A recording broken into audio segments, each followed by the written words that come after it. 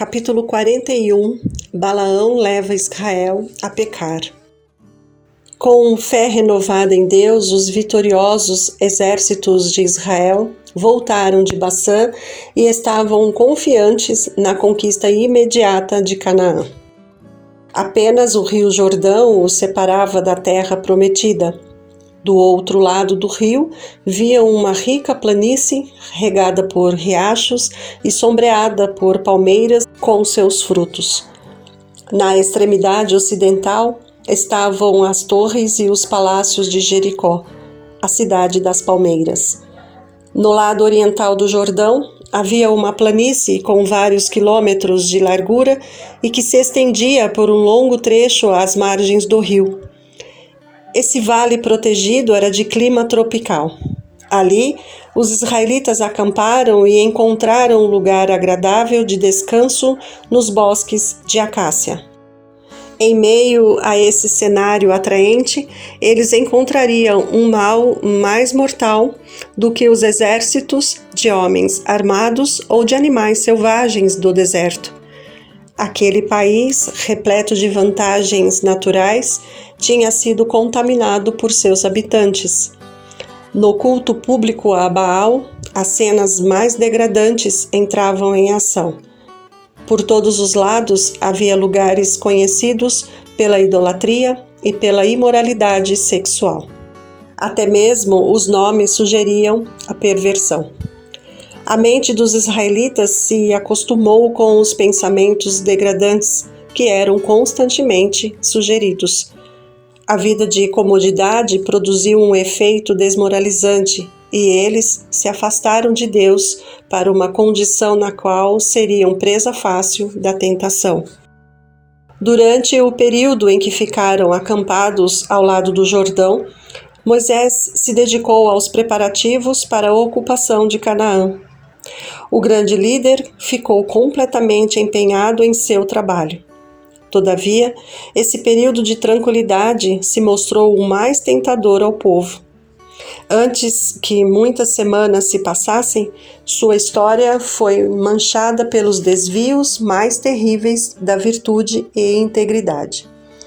Mulheres medianitas começaram a entrar discretamente no acampamento. Essas mulheres tinham como objetivo induzir os hebreus a transgredir a lei de Deus e levá-los à idolatria. Elas esconderam esses objetivos com o disfarce da amizade. Por sugestão de Balaão, o rei de Moabe anunciou uma grande festa em honra aos seus deuses. Em segredo, ficou combinado que Balaão convenceria os israelitas a participar.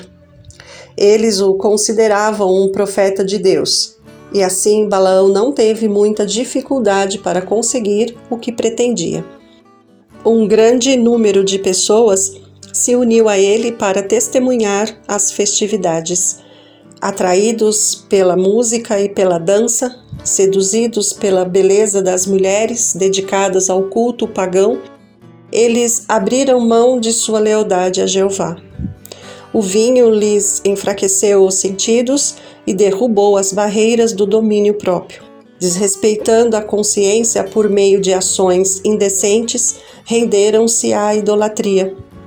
Ofereceram sacrifícios nos altares pagãos e participaram de rituais degradantes. O veneno se espalhou como uma infecção mortal pelo acampamento de Israel. Aqueles que teriam conquistado seus inimigos na batalha foram vencidos pelas ciladas das mulheres pagãs.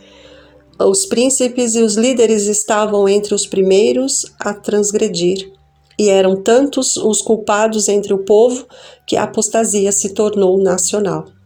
Israel se juntou à adoração a Baal Peor. Números capítulo 25, verso 3. Quando Moisés se deu conta do mal, os israelitas não apenas estavam participando do culto sensual no Monte Peor, como também praticavam os rituais pagãos dentro do acampamento de Israel. O idoso líder se encheu de indignação e a ira de Deus foi despertada. As práticas pecaminosas fizeram aos israelitas aquilo que todos os encantamentos de Balaão não puderam fazer. Elas os separaram de Deus. Uma terrível praga caiu sobre o acampamento, e por causa dela, milhares morreram. Deus ordenou que os líderes em apostasia fossem mortos, e essa ordem foi obedecida imediatamente. Os corpos foram expostos diante de todo Israel para que a congregação, vendo que os líderes tinham sido tratados com severidade, pudesse ter uma profunda percepção da aversão de Deus ao seu pecado. Todos entenderam que o castigo era justo, e com lágrimas e humilhação o povo confessou o seu pecado. Enquanto choravam diante de Deus à porta do tabernáculo, Zimri, um dos nobres de Israel, entrou no acampamento acompanhado de uma prostituta medianita e a levou para sua tenda. Nunca o vício foi tão ousado ou mais obstinado. Zimri mostrava seu pecado, como Sodoma, Isaías capítulo 3, verso 9, e ainda se gloriava em sua vergonha. Os sacerdotes e líderes estavam curvados ao chão em sinal de tristeza e humilhação, rogando ao Senhor que poupasse seu povo quando esse príncipe em Israel exibiu seu pecado à vista da congregação, como que desafiar a vingança de Deus e zombar dos juízes da nação. Finéias, filho de Eleazar, o sumo sacerdote, levantou-se e, apanhando uma lança, seguiu o israelita até o interior da tenda. Números capítulo 25, 8. E matou os dois. Logo depois disso, a praga cessou. O sacerdote que executou o juízo divino foi honrado perante todo Israel. Finéias intercede pelos israelitas. Finéias desviou a minha ira de sobre os israelitas. Números capítulo 25, verso 11. Foi a mensagem divina. Ele foi zeloso pelo seu Deus e fez propiciação pelos israelitas. Números capítulo 25, verso 13. Os juízos enviados sobre Israel destruíram os sobreviventes da vasta multidão que quase 40 anos antes haviam recebido a sentença de que iriam morrer no deserto. Durante o acampamento nas planícies do Jordão, nenhum deles estava entre os que foram contados por Moisés e pelo sacerdote Arão quando contaram os israelitas no deserto do Sinai. Nenhum deles sobreviveu, exceto Calebe, filho de Jefoné, e Josué, filho de Num. Números capítulo 26, versos 64 e 65. Deus enviou seus juízes sobre Israel por ter cedido às seduções dos medianitas, mas os tentadores não escapariam da ira da justiça divina. Vinguem-se dos medianitas pelo que fizeram aos israelitas. Foi a ordem de Deus a Moisés. Depois disso, você será reunido aos seus antepassados. 1000 homens foram escolhidos de cada uma das tribos e enviados sob a liderança de Finéias. Lutaram então contra Midian, conforme o Senhor tinha ordenado a Moisés, e mataram todos os homens. Entre os mortos estavam os 5 reis de Midian. Também mataram à espada Balaão, filho de Beor. Números capítulo 31, verso 1 a 8. Esse foi o fim daqueles que tramaram contra o povo de Deus. Quando os homens planejam contra a vida dos justos, o Senhor fará cair sobre eles os seus crimes e os destruirá por causa dos seus pecados. Salmos capítulo 94, versos 21 a 23. Homens fortes vencidos por mulheres. Quando os hebreus transgrediram a lei de Deus cedendo à tentação, ficaram sem defesa. Quando o povo de Deus é fiel aos seus mandamentos, não há magia que possa contra Jacó, nem encantamento contra Israel. Números capítulo 23, verso 23. Por isso, Satanás exerce todas as suas artimanhas para atraí-los ao pecado. Se aqueles que professam ser guardadores da lei de Deus transgridem seus mandamentos, eles se tornam incapazes de enfrentar os inimigos. Os israelitas que não puderam ser vencidos pela guerra ou pelos encantamentos de Midian foram vítimas de suas prostitutas. Esse é o poder que uma mulher, a serviço de Satanás, exerce para destruir vidas. Muitas foram as suas vítimas, os que matou são uma grande multidão. Provérbios capítulo 7, verso 26. José foi tentado da mesma forma. Sansão traiu a sua força, entregando-se nas mãos dos filisteus também pela mesma armadilha. Aqui Davi tropeçou. Salomão, o mais sábio dos reis, tornou-se escravo da paixão e sacrificou sua integridade ao mesmo poder fascinante. Satanás tem estudado com diabólica intensidade durante milhares de anos e, ao longo de sucessivas gerações, tem trabalhado para destruir os príncipes de Israel pelas mesmas tentações tão bem-sucedidas em Baal-Peor. Ao nos aproximarmos do fim do tempo, nas fronteiras da Canaã celestial, Satanás intensificará seus esforços para impedir o povo de Deus de entrar na boa terra. Ele preparará tentações para aqueles que exercem o ministério sagrado. Se puder levá-los a poluir a mente, poderá destruir muitos outros por intermédio deles. Por meio de amizades mundanas, dos encantos da beleza, da busca por prazer, de diversões, de festas ou bebidas, ele tenta o povo de Deus a transgredir o 7º mandamento. Aqueles que desonrarem a imagem de Deus e mancharem o templo do próprio corpo não terão limites para praticar qualquer desonra a Deus que satisfaça o desejo do coração depravado.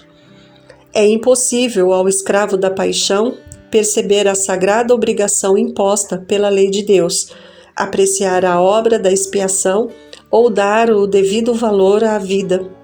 Bondade, pureza, verdade, reverência para com Deus e amor pelas coisas sagradas, tudo isso é consumido pelo fogo da imoralidade. O coração se torna um deserto sombrio e desolado. Seres formados à imagem de Deus são arrastados ao nível dos animais. Os perigos da amizade com os ímpios. Levando os seguidores de Cristo a se associarem com os descrentes e se unirem a eles em diversões, Satanás é mais bem-sucedido em induzi-los ao pecado. Deus exige de seu povo hoje uma distinção tão grande do mundo nos costumes, hábitos e princípios da mesma forma que exigiu de Israel no passado. As advertências que fez aos hebreus para não se misturarem com os descrentes não eram mais explícitas do que as que proíbem os cristãos de se conformarem ao espírito e costumes dos descrentes. Não é ser rígido demais excluir a companhia daqueles que exercem influência para nos desviar de Deus. Ao mesmo tempo em que oramos, não nos deixes cair em tentação, Mateus capítulo 6, verso 13, devemos nos afastar da tentação tanto quanto possível. Quando os israelitas estavam em uma situação de comodidade e segurança, foram atraídos pelo pecado.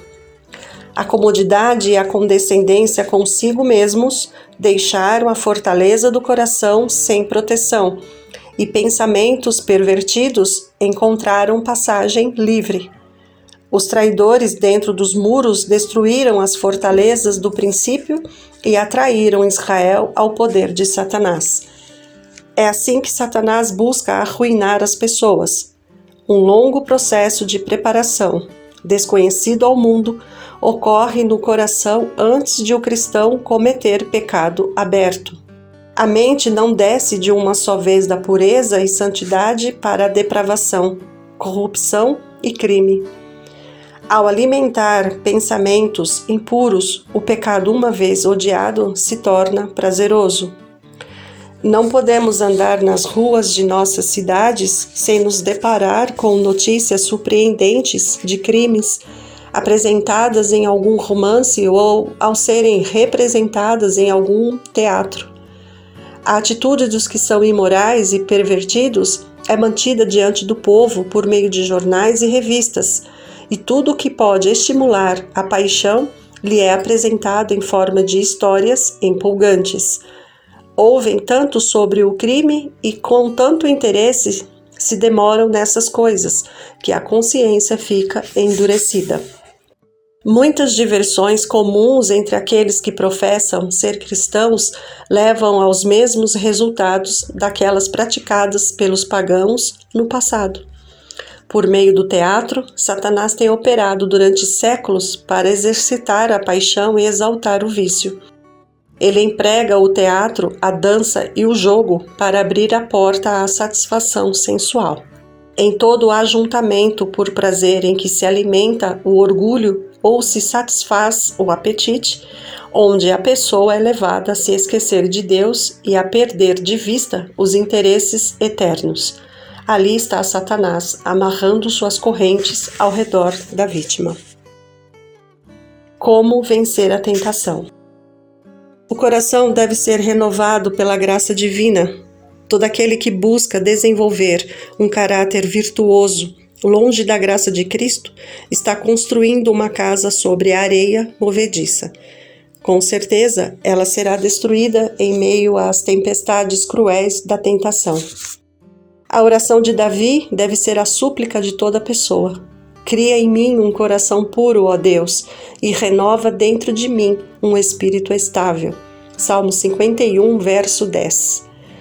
No entanto, temos uma obra a fazer a fim de resistir à tentação. Aqueles que não querem ser presas das artimanhas de Satanás devem guardar bem as avenidas do coração. Evitar ler, ver ou ouvir qualquer coisa que sugira pensamentos impuros. Isso exigirá oração fervorosa e vigilância constante. A influência permanente do Espírito Santo atrairá a mente para cima e levará a pensar em coisas puras e santas. Como pode o jovem manter pura a sua conduta? Vivendo de acordo com a tua palavra. Guardei no coração, diz o salmista, a tua palavra para não pecar contra ti. Salmo 119, versos 9 e 11. O pecado de Israel em Bet-peor trouxe os juízos de Deus sobre a nação. Os mesmos pecados podem não ser punidos de forma tão imediata hoje, mas a natureza determinou punições terríveis, punições que virão sobre cada transgressor mais cedo ou mais tarde. Esses pecados, mais do que quaisquer outros, têm causado a terrível degradação física e moral de nossa raça e o peso da doença e miséria com que o mundo é amaldiçoado. As pessoas podem ser bem-sucedidas em esconder seu pecado dos outros, mas colherão o resultado em forma de sofrimento, doença ou morte. Além desta vida, há o julgamento. Aqueles que praticam essas coisas não herdarão o reino de Deus. Gálatas capítulo 5, verso 21. Mas terão sua parte com Satanás e os anjos maus no lago de fogo, que é a segunda morte. Apocalipse capítulo 20, verso 14.